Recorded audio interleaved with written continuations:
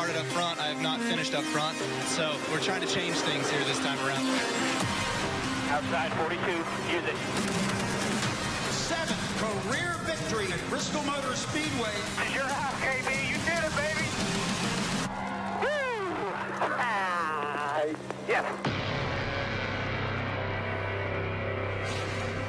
That was the first race of 2018 here at Bristol. Now it's time to qualify for the second race. It's Monster Energy NASCAR Cup Series qualifying from Bristol Motor Speedway, the world's fastest half mile. Alongside Dale Jr., Jeff Burton, I'm Rick Allen. As we get ready for qualifying, does Kyle need to bring a broom once again? The guy has swept before. Can he do it again?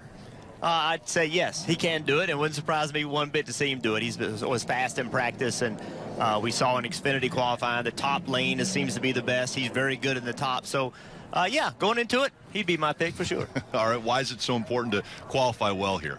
Well, pit selection is real important. These pit stalls are very hard to get in and out of, so have an opportunity to pick one of the top pit stalls or one of the easier pit stalls to get into or exit is going to be really helpful to your night.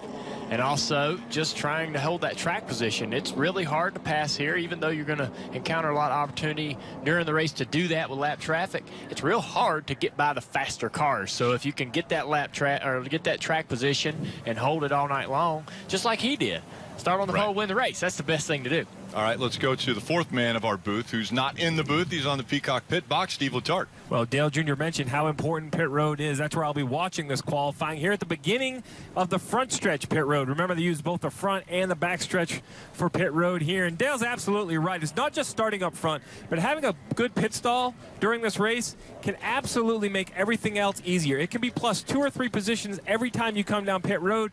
At a 500-mile race, that can be plus 9, 10, 11, 12 spots over the course of the race. Those are 12 easy passes. 12 passes you do not have to ask your driver to make on the racetrack. Subsequently, the opposite. If you have a great race car and you fall out of the top, say, 10 or 12 in qualifying, you leave yourself in someone else's mess. You can easily line up right behind a great car on pit road, and that can hurt you all night long.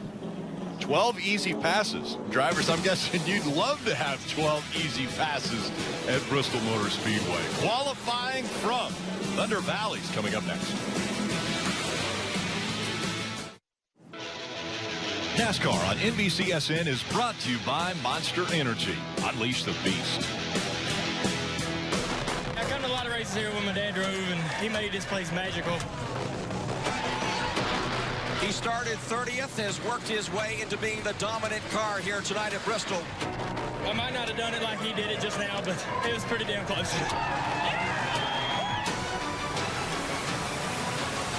That's awesome.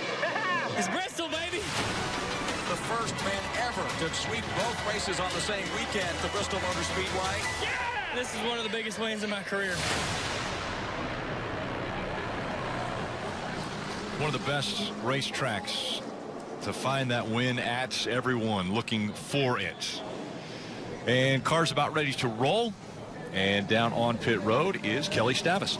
And Rick, one of the drivers I'll be really interested in watching in this qualifying session is Ricky Stenhouse Jr. in that 17 car. He's been really strong at this racetrack, including a couple of runner-up finishes. And talking to his crew chief, Brian Patty, over the past couple of weeks, he has said that they are in a must-win situation if they want to be a part of the playoffs. Right now, he is the first driver outside of that playoff picture, 62 points behind Alex Bowman, and they don't feel like they've had the performance at other tracks to make up that gap. He said, we're going to be aggressive on setup, we're going to be aggressive on race calls, but he pointed to this race, this night race at Bristol Motor Speedway, as their best chance to get a win and get into the playoffs, and it all starts here tonight with qualifying. Marty?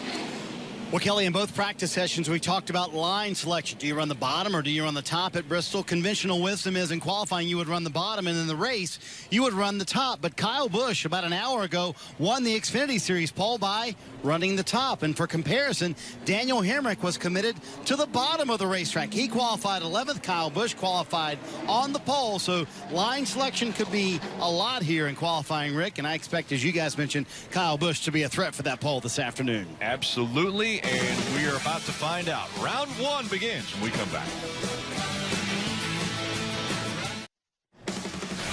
We're all all of your sports needs, the NBC Sports app. It can get you closer to everything, and it gives you all the action of NASCAR on NBC. Driver stats, track information, and different camera angles. Again, the NBC Sports app. And cars beginning to roll as we get ready for the first round of qualifying. And the clock has started. It's already down to 14 minutes and 37 seconds. And now it's a waiting game. Who waits the longest before they go out to find out who will be in the top 24? Well, there was a problem here in the spring with everybody waiting, and you know, everybody wants to run at the same time on a half-mile racetrack, and people blocked each other and messed each other's lap up. So I understand you may not want to be the first guy out, but I don't want to wait too long because Landon Castle's going to go ahead. Well, we'll see. It's Yep, sure congested. enough. He's headed out. Can't get a run in. So Landon Castle will give us an idea as to... I think the reason why these guys want to wait is because they want to see who runs where, who runs what line. It's probably one thing. So my question is, will anybody run the bottom? Will any of the top 15 cars run the bottom? I think you'd be taking a risk. I do too. I think you've got to run the top. He was told it's about 5 degrees cooler than when they ran final practice. And they've also given him a lot of information about the shadows, where the sun is on the track and which corners have that dark shadow now starting to form. How challenging is that, Dale? Well, you know, it's not too challenging as far as visually. Sometimes there's some racetracks with the sun setting, it can blind the windshield or blind the driver, but with the way this racetrack's built, the grandstands, you kind of have some protection there, but you basically can just change the speed or the grip. If you get a little shade on the concrete, it's going to be cooler. It's going to have a little more grip, maybe just a little bit. This is Timmy Hill. He's going to go out and give it a go. And Timmy Hill's best finisher, 37th. I think what's so hard at this racetrack also, Junior, is, you know, it's so fast that if you go to Michigan and the grip level changes, it happens a little bit slower, how you feel it in the race car. But here, when you drive into the corner, the next thing you know, you're already in the middle of the corner. And so if you're loose on entry, you know, you're catching it, and then boom, you're already in the middle of the corner. So things happen so quickly. So a changing racetrack is more difficult to deal with at Bristol than it is almost any other racetrack we go to. Do you guys hold your breath when you qualify? I mean, I hold my breath seconds. watching them qualify. Much less what I did. Timmy Hill's going to run multiple laps here. He's going to complete 4 laps. He's a car that has to go fast because if he's slow, he's going to be going home. One of the cars here today will go home. He's one of them if they are the slowest car. So they set him up to be able to maybe run a few more laps in case the tires did need that time to come in. Or he was a half a second faster than Greg Gaulding, who's another one who he's got to compete against. Now, last week, remember we saw Ty Dillon hit what we were thinking was a battery. Well, sure enough, we listened to Timmy Hill's radio on NASCAR America this week, and sure enough, it was a battery that had come out of his car and slid down the racetrack and got right in the middle of the track. And that's when the 13, we see the 42 avoid. Kyle Larson missed it. 13 didn't, and it destroyed this car. See the impact and how it just destroyed the splitter, went underneath the car, and just huge damage, Marty.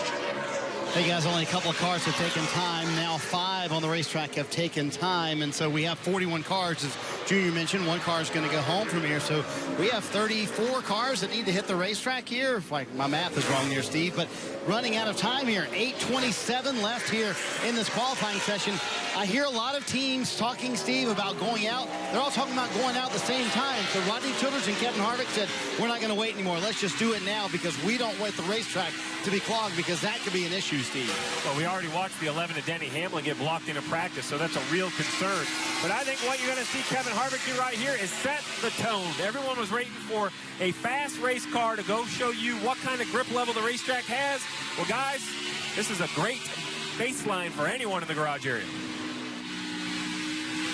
So Harvick's on the clock now. His first lap will be decent. Second lap faster at 15:26. Well, that's only about a 10th off the fastest time that was run in practice. So I think that'll easily get into the top 24. With the other guys we were talking about, the 7 of J.J. Yaley, the 99, Greg Gaulding, Timmy Hill, and the 66, those guys are all trying to outdo the other because one of them's going to go home. The slowest of those will be going home, and right now the slowest of that group is Greg Gaulding.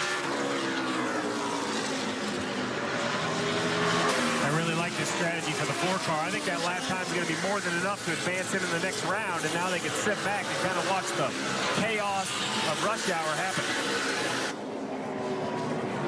7 minutes remaining in round 1.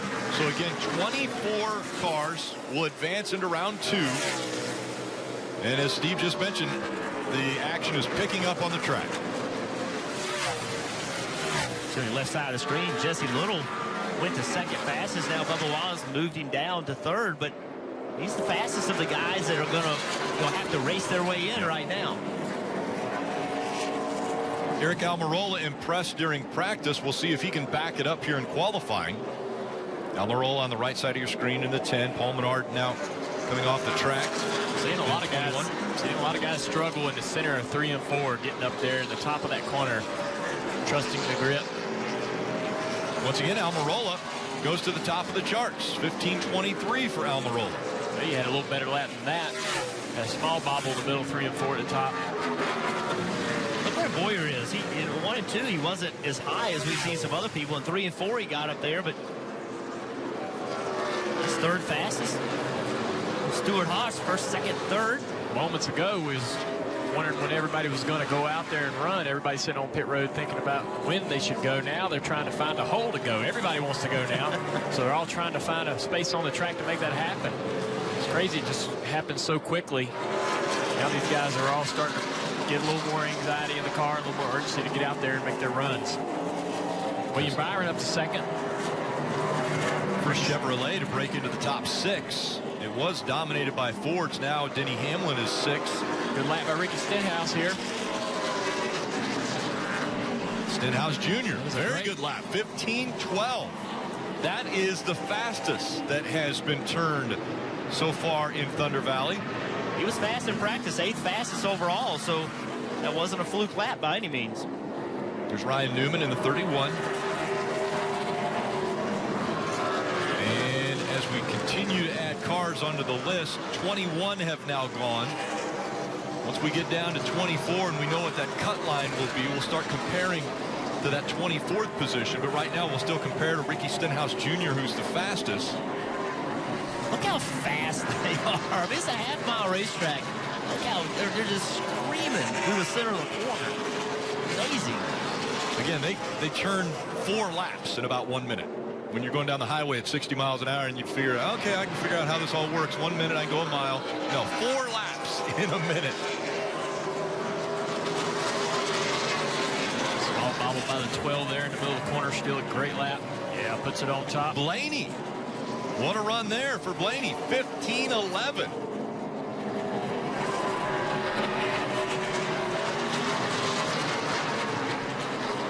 Eric Jones in the 20. He goes 3rd fastest. A couple guys have gone 3 laps. Boyer, Mark Truex Jr., William Byron did 3 laps. Kurt Busch jumped up into the top 5 with his last lap. Chase Elliott in the 9. We'll see how his second lap is. I would say that's pretty good, Rick. That's a great lap. 15:09. Track record, by the way, 14:57. Shouldn't be contested. Denny Hamlin set that back 2 years ago.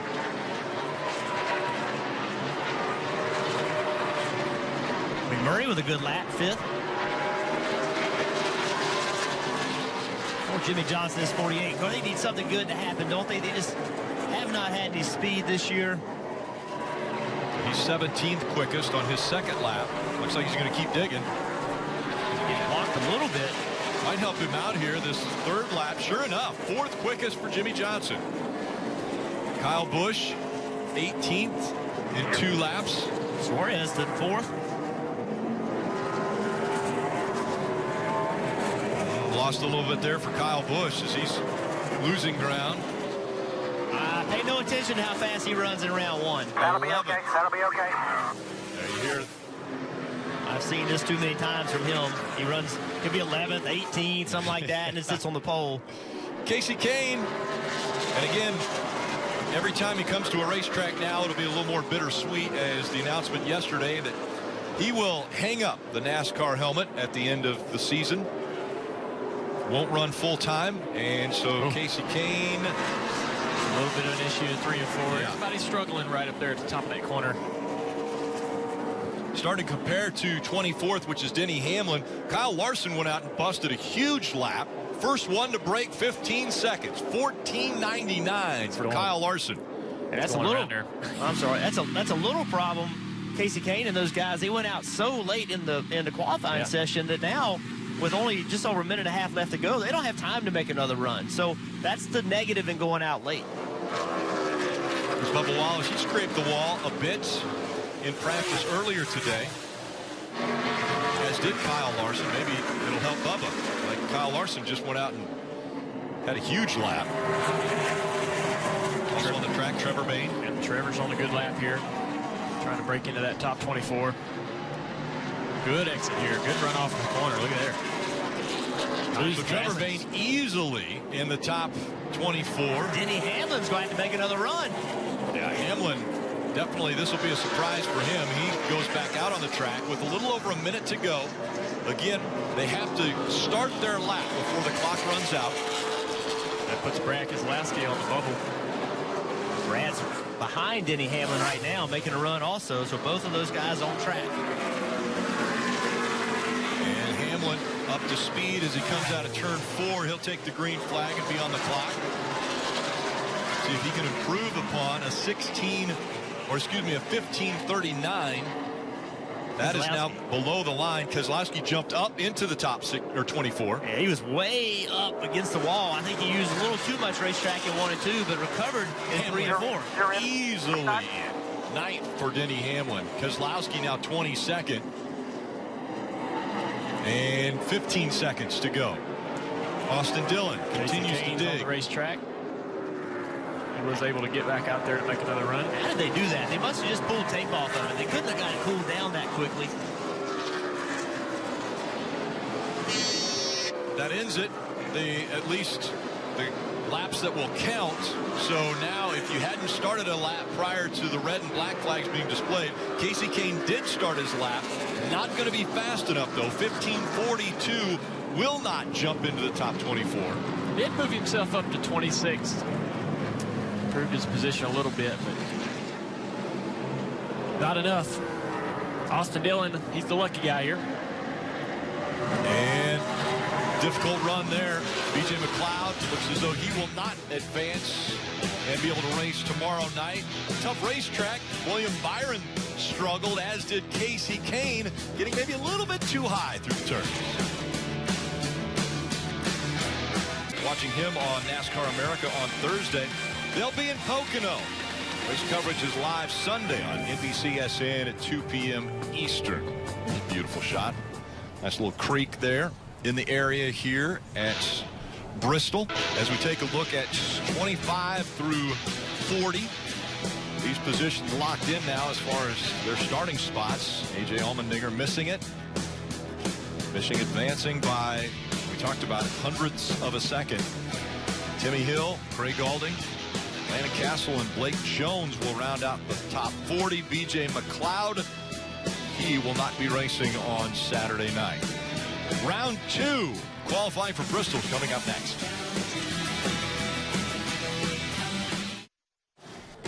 Getting ready for round 2, Monster Energy Cup Series qualifying from Bristol Motor Speedway. Let's go to the Peacock Pit Box. It seems as though Steve has found a friend. I have, Rick. I appreciate it. Matt, you've come by and hung out with us. I appreciate you coming by fresh off the racetrack. I know you would love to still be out there qualifying, but so tell us about your qualifying run there. A little bit disappointed. I got really sideways off of 4 on my money lap, so the track was freer than it was earlier in the day, which we anticipated, but we didn't tighten the car up enough. I couldn't get the track bar down enough, and we had a run going. My car had the speed to easily make the second round. I was so mad. Flew through 1 and 2, good speed through 3 and 4, just jumped sideways, got out of the groove, and missed it. Yeah, now I'm here. So I know the fans at home are going to, we switched mics because it's so loud. The mics in our headsets didn't want to work with cars on the track. But so Jeff and Dale were talking about what makes this place so difficult. There's no real time to react. Versus like a Michigan, if the track gains grip, loses grip, you kind of can work it out through the corner. Here, the corners are so quick. You mentioned you didn't have time to move your track bar. Yeah, dude, I ran my first lap and I was like, oh, it's a little too loose, and I like bump it down on the back straightaway, trying to get the track bar down a little. But I mean, dude, I get the track bar down like 2/10, 3/10 maybe, because you're only on the straightaway for a second and run out of time. Everything happens too quick. It jumps sideways really quick. It's just very snappy.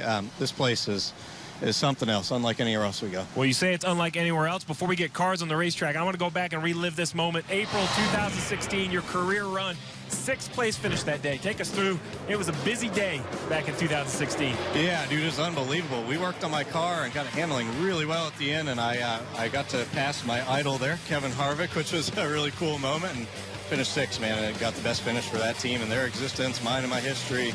Neat, very neat day to relive. Only about 5 people could say they passed Kevin Harvick this year, so that's a highlight for sure. Hang on to that one. And popular, you know, you could see the guys on the team, and you know, that's one thing I want to commend you, right? It's easy to say and show up at the racetrack knowing that these big teams have bigger budgets, have more people, but you always seem to have that positive attitude. I follow you on social media. You're always fired up, always trying to get the best. You see the excitement. Runs like this must be exactly what continues forward. Exactly. It's all relative, you know. For a small team, those are like wins for us. So I just love and appreciate being able to do what I do for a living, and I'll never lose perspective of that. And that's why I come to the racetrack and make sure I get the best out of all my guys and make sure they get the best out of me. So all week, this track's been a challenge. Talk about the sticky stuff on the bottom. You start practice there. It seems like the groove moved up quicker than we've ever seen it here. Yeah, I didn't anticipate having to qualify on the top. I figured that in the race it would probably move up as an option. But yeah, it's kind of worn out on the bottom pretty quick. So I think in the race, may have the bottom for a little bit, but it seems like top's going to be pretty dominant. All right, so this phenomenon, we see the clock ticking down, 7:40. What does it feel like when you're sitting in the race car? Are you waiting for the crew chief, the spotter? Like, who decides on your team when it's time to go make a run? So on our team, we leave it up mostly to my crew chief, Randy. So, you know, him and my spotter working together and talking about it. We had a plan beforehand to try and let some cars go out there, get some heat in the racetrack, because it seems like when you go out there when the track is cold, it just doesn't have much grip, and it's usually not a good circumstance. That's why all these guys are playing the waiting game. They got the nervous hands, the fidgety hands. We talk about events. This is qualifying for what I consider a marquee event. What is the Bristol night race like? The best. My favorite race of the year. This and Darlington are two of my favorite races we go to, and this is an amazing one, but man, it's just so much more nerve-wracking than anywhere else we go, I feel like. I guess just because things happen so quick, you have no time to react, and so this one, everyone's a little more fidgety before qualifying, before the race. It's interesting. Yeah, no, it's one that I tell everybody, climbing onto the pit box, forever you were just a competitor, you didn't think about it, but sitting here and looking up at the stands full as those cars roll off, it is absolutely crazy. And that energy seems like it translates right into the race. I mean, this race can get crazy. Yeah, driver intros are interesting. People have seen that from me and my guys. And, yeah, the race is always wild and entertaining. People always ask me, like, new NASCAR fans, or if they follow just because of me, some of my friends, like, where should I come to a race? And always the first one, like, Bristol night race, please make it a point to come to. Something you should always experience once in your life. So we're not going to ask what your song was yet this year. We don't want to break the secret. Well, man, what is this move right here? Go on, I mean, you're going to have to help me with this. Yeah, that was what's the song me and my wife loved by DMX. X Gonna Give It To You. And that was an interesting out-of-the-box pick for us. I'm going to tell you, your wife loves you more than my wife loves me, because the chance if I say, hey, you want to come dance at driver intros, the answer would be no. Oh, yeah, my wife's a trooper, man. She's been through a lot with me. So when does panic get in, right? I mean, it's 5 minutes, 40 seconds. We know 24 cars have to take time. We know this interesting. You leave off the backstretch, takes some time. You see Adam Stevens, I can't tell if he's calm or nervous under that hat. I mean, if you're sitting in the car, you starting to get word yet? Yeah, when the clock is ticking down at 5:25 now, I would say these guys got to start rolling here in the next minute and getting their runs in. It's just you get very fidgety as a driver when it's you know, you have limited time like that. It just seems to be so rhythmic. You know, if you mess up one end on either lap, it takes almost another lap to get the junk off your tires, get back in the groove. There's just no margin when you run the top, right on that razor's edge. We've seen where the sticky stuff ends. It's like right up into the marbles. Marty? Hey, Steve, it's a game of chicken right now. In fact, Rodney Childers just came on the radio and said, well, this is going to be a mess at the end of this. But they saw in the first round, the track got quicker as everybody ran. So as the session went on, it got faster. So now everybody's waiting as long as they can, playing the waiting game with 4:41 left. How long do you wait? Because you know there's speed there on the back end of it. Well, there's speed. And I wanted to ask you, we see these lap times here. Thousandths of a second can be the difference between transferring and not. How much lap time can you feel? You know, when you bobble, is it a 100th? Is it a 10th? What can you feel inside the race car? You'd be surprised, man, how little of a time segment we can feel. So if I bobble a little bit, I'm like, I probably gave up, you know, like a few hundredths right there, but that can be multiple positions, and we can feel that. It's just everything happens so quick here, and the margins between people are not much. I hoped you were going to answer it different, because that's what Dale and Jeff told me up top. I mean, I was trying to convince them that they didn't know what they were talking about, but we're all on the same page. We got this. You drivers stick together, guys. Yes, we do. Good answer, Matt. 4 minutes and the 42 of Kyle Larson said, I can't wait any longer. I'm going to come right through the middle, and I'm going to show you guys what a fast lap at Bristol looks like. All right, break this down for us, Matt. You were just out here. Kyle Larson put the best lap up in round one. See, what do you think about this lap he puts together? As we're going to see, he's going to run right at the top of the racetrack. Yeah, you know, the more you can push that groove up and be aggressive with it, I feel like the more speed you can roll. But obviously, it's very easy to jump the cushion. Yeah, it's the most important thing to get a good run. Now taking the green flag, so this will be the first time lap, or we expect this to be his best lap. He ran in the 14s, a 14.9 something the first round. If you can back that up, I'll be impressed. It's unbelievable doing that the long way around the racetrack here on the top. And you guys can hear how loud. That's just one car. Oh, you heard it. Good lap. 15.03. Man, that 42 looks good. He's going to keep going. He's not sure that's going to be enough.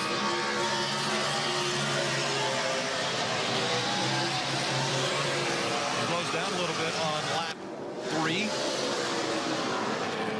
So now the barn door's open. Just under 3 minutes to go, and 24 cars got to get on the racetrack and run at least 2 laps, maybe 3. I'm not sure. Somebody's not going to have a problem. All right, well, 2.5 minutes. I'm going to let the guys upstairs. They got the best view, but thanks for coming to join us.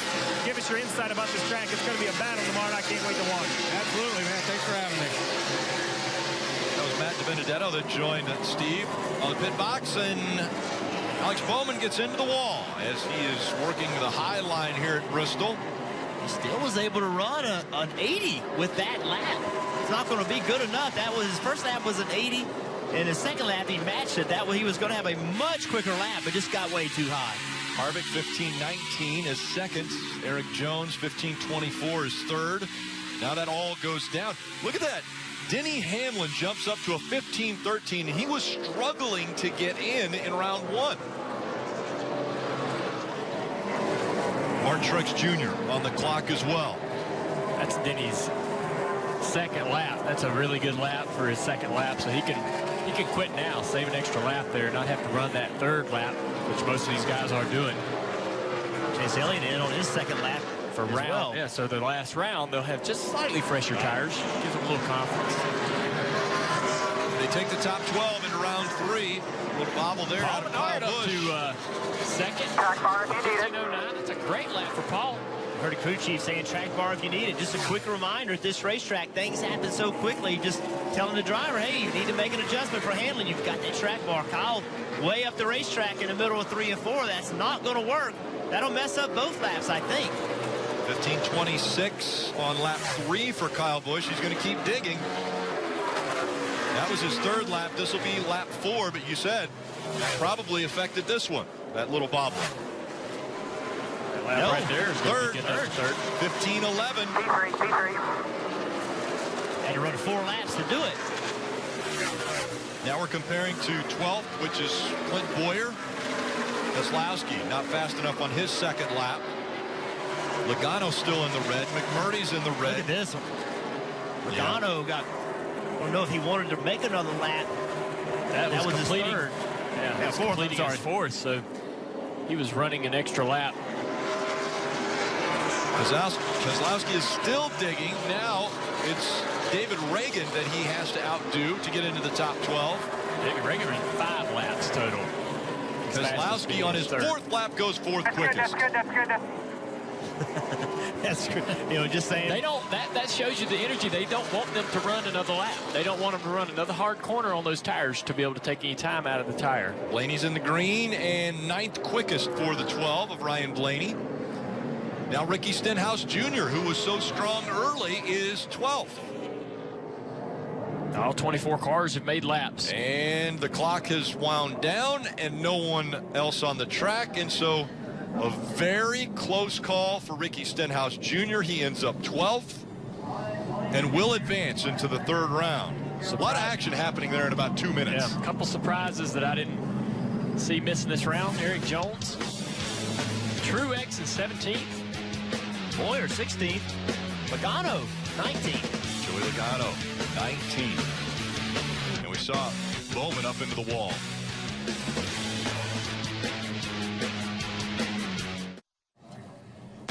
You can get NASCAR coverage when you're on the go with NASCAR Mobile. It's the official app of NASCAR. You can try out the premium features, which includes live driver audio and enhanced telemetry. That's an ad-free experience by signing up for a free 7-day trial. Go to NASCAR.com/mobile. As we look at 13 through 24, Jimmy Johnson not advancing into the final round of qualifying, and Eric Jones also missing that final round. He's standing by with Kelly. And Rick, you'll remember in this race 1 year ago, Eric Jones picked up his first career pole here in Bristol. Not meant to be this time around. What did you have there in the 20 car? We were really fast in the first round and, just didn't really transfer over to the second round. We lost a lot of grip and lost a lot of speed. And, I think going early, the track was still a little bit hot and we didn't have, quite a car that was ready for that. So unfortunate, but, this Sport Clips Camry is good. We'll have some cars to pass tomorrow night. I'm sure we can pass a lot of them really quick, but it's going to make more of a struggle, and unfortunately not a great pit stall. So we'll work from behind, but I think we'll be just fine. All right, thank you, Eric. 14th, Rick, is the starting position. I would say that's confidence. I'm going to pass a lot of cars quick. I'm ready to watch. Yeah, absolutely. We'll enjoy it. You're watching Monster Energy Cup Series qualifying from the last great Coliseum. Bristol Motor Speedway. Joey Logano not moving on. He will start 19th in tomorrow night's race. This might be one of the reasons as you look at Trevor Bayne in front of the 22. You see right here, Trevor's coming to get the green and Joey's coming to get his 4th lap. Trevor had a major issue off of 4 and Joey ran all the way to the start-finish line and really had no choice but to not run another lap. Joey was on his 4th lap, though. I don't know that Joey would have ran another lap. Yeah. Joey, in his mind, feels like that caused him some time. Even frustrating, I'm sure, as his teammate, Brad Keselowski, was 4th quickest. He even had a little comment there.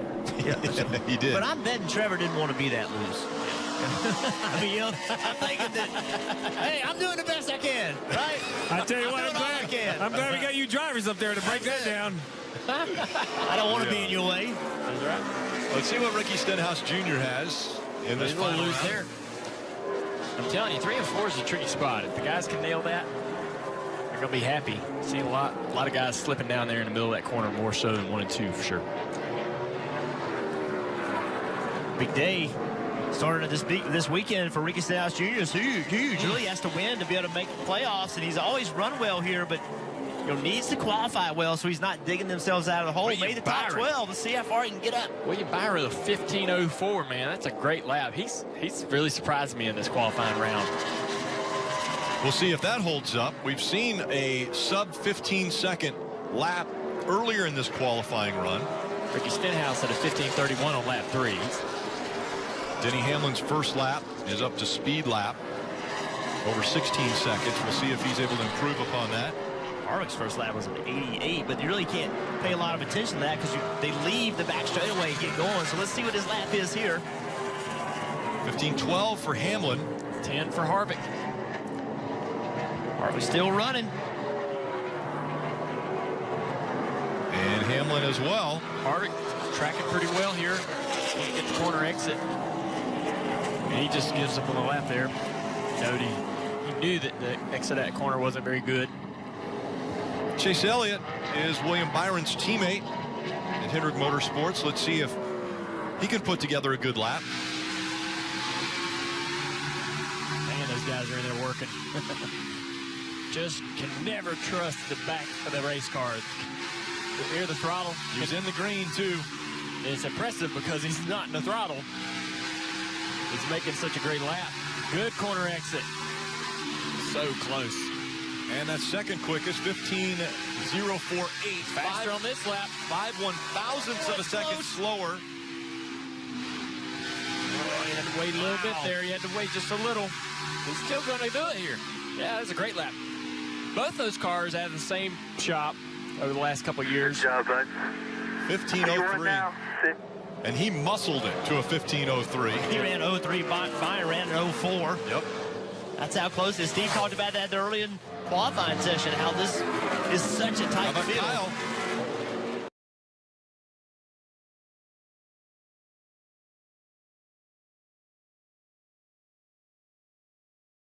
Kyle in the green, then floated up the racetrack.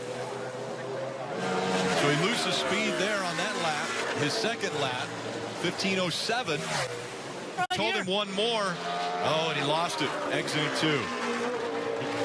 You could tell, I'm sure, that exit off of 2 wasn't the best. Kyle Larson, very close. Does Larson do it? He does. Larson, 15.01. He's also going to try to run another lap and improve on that. 10th off right now. Larson has the fastest lap turn today at 14.997. And slows down to a 15.25 on his second lap, or third lap for Larson. Now Kurt Busch on the clock. In a 1/10 of a second. This is the best that I've seen Kyle Larson maybe all season. As far as how much speed he's had in practice, obviously getting the pole and qualifying, he's got to be excited about his opportunity to win this race. Yeah, I'm sure that he's sick of hearing about this big 3. Yeah. You know what I mean? I mean, they're all sick of it. Somebody wants to be the guy that can step it up. He's been in conversations about where the speed is in their team compared to last year. So. And Larson still winless in 2018, but now he's won the pole at Bristol.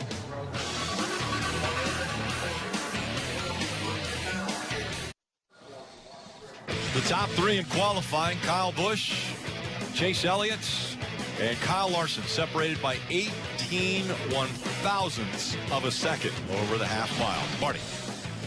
It's amazing. Kyle Larson and I were just talking about that 3/100ths of a second for these guys from the pole to second place. It's amazing in a half-mile racetrack. It's that tight.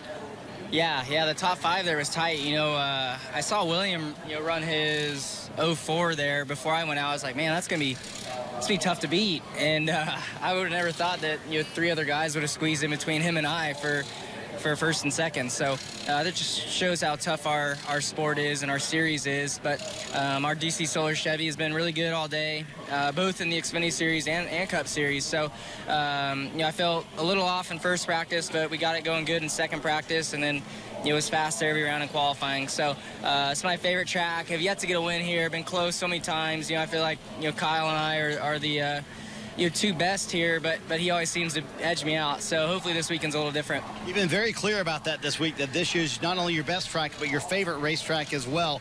But what has been the difference in not getting to victory lane here? I guess a little bit of choking at the end of the races. Man, there's been so many that have slipped away, all within the last 10 laps, I feel like. So, I don't know. I think, Kyle's got a lot of experience. I've gotten beat by Eric Jones here. He kind of snuck around me there at the end of an Xfinity race. So, really the closest I've been is when I lost to Kyle the first time here. So, I feel like I get better and better every time I come to Bristol. I feel like our team gets better as well. So we just got to keep working hard and being calm and consistent throughout the day, and hopefully we put ourselves in position, line up in the right lanes for the restarts, have good pit stops. The first pit stall is going to be huge tomorrow, so happy I got the pole for that. So it seems like everything's kind of falling into place. You just got to capitalize on it. I don't think anybody worked harder than you on that top groove, getting in during practice. It obviously worked. Are you surprised everybody qualified up there, and how much of an advantage will that be for you tomorrow? I actually wasn't one of the first up there in first practice. You know, Denny and Kyle Busch all went up there before me. Kyle actually texted me after or during the first practice and said he's disappointed in me that I didn't go straight to the top. But I said I'm used to all those. You can figure out a word. Pavement racers that don't run the top until about halfway through second practice. So I got fed up with being the one me and Stenhouse being the ones to dust the top off every time we come here. That we let the pavement guys finally nut up and get up to the top. There you go, Kyle Larson, and that bravery going to the top here in qualifying. It worked for the pole, Kelly. Yeah, it was a little surprising to see everyone running that top line. For Chase Elliott, man, it was so close, 15 thousandths of a second was the difference between you and Larson. How close was your lap to what you were looking for? It was close. It wasn't perfect. Thought I got through 1 and 2 pretty good, and then maybe gave up a little bit in 3 and 4. But I mean, heck, 0.02 of a second. I don't really know how to characterize that, but you just hate we couldn't grab a pole. Put a lot of effort into it. Our KBB Chevrolet was fast today, and if there was ever a place still with these closer segment times on pit road that you want that first pit box, this is it. So that would have been big, but we'll go get it from second. All right, and before that, he's got to go to the Xfinity race. Rick? That's right. Steve, we heard Kyle mention how important pit stall number 1 is. Pit road, very important here at Bristol. Well, yeah, you heard him say how many different ways he's lost this race. He always runs so well here. Sometimes it's restarts, sometimes it's pit road, and instantly, how often do you hear a driver mention a pit stall selection in their pole interview? That's how important the number 1 pit stall is here at Bristol. This is the most valuable piece of real estate at Bristol Motor Speedway. If you can pit there, it is a guaranteed advantage during the race. It relaxes the pit crew, relaxes the crew chief. The driver can just drive straight out to the timing line. It cannot be stated enough, the value of that pit stall right there, guys. All right, Steve, come back up here to the booth. We want to have you up here for the Xfinity Series race, which is coming up here a little bit later from Thunder Valley. Important real estate right there. Kyle Larson just won it.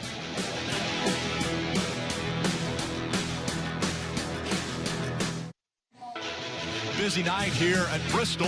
Xfinity Series Countdown to Green. That's coming up next in racing right here in Thunder Valley at 7:30. Post-race coverage right after the race at 9:30. We are looking forward to that. All right, guys, what did you see in that qualifying session? Anything jump out at you?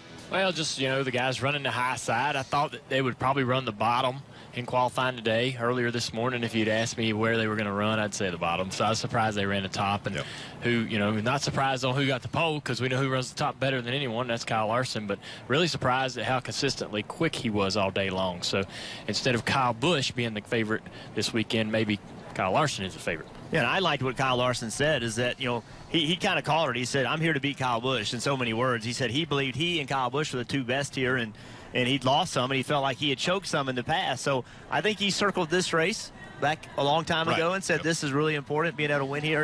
And listen, the playoffs are about to start, and you need some positive momentum. And really, Kyle Larson and his team, they haven't really been able to take the fight to Harvick, to Kyle Busch, to Truex. And this is right now, with him sitting on this pole, they got to be thinking we can take the fight to those guys and prove that we can win this championship. Get a little bit of momentum there. Steven mentioned pit road. Very tricky here at Bristol, actually, because you can enter on 2 different ends of the racetrack. You can enter either in turn 2 or you can enter in turn 4.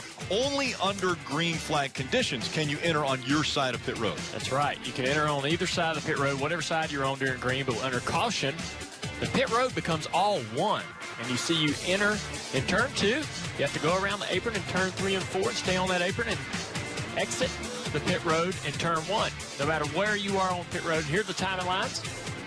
Yeah, these timing lines are so important. When you look down in turns 3 and 4, it's a huge, huge gap between one timing line to another. We see a lot of people trying to cheat that to pick up their speed on pit road. And then you have this prime real estate. That first one in turn 1, that's where everybody wants to be. And then you got the entrance of the other pit roads and the exits. But, you know, that first one of turn 4, it's such a prime real estate, we took it.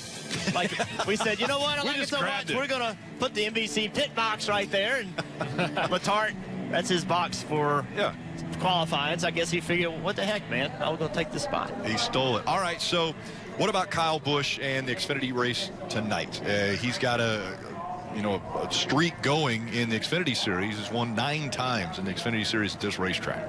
Yeah, as these races, as we get closer and closer to playoffs, I'm looking at the battle for the last few positions to make it into the playoffs, and also trying to see if any of those guys like Christopher Bell or so forth can take the fight to Kyle Busch or any of the other Cup regulars in the series tonight. That's the guy I was thinking is Christopher Bell, because he's been so hot in the Xfinity Series lately. But then also a guy that's won here, Elliott Sadler. He just announced that he's going to retire, and this could be the last time you run the night race at Bristol, and that's a race you always want to win. So, if you give Elliott Sadler a hint of a win late in the race, knowing he doesn't have to race you a whole lot more in the future, you might want to watch out, because my man might do something that he wouldn't normally do.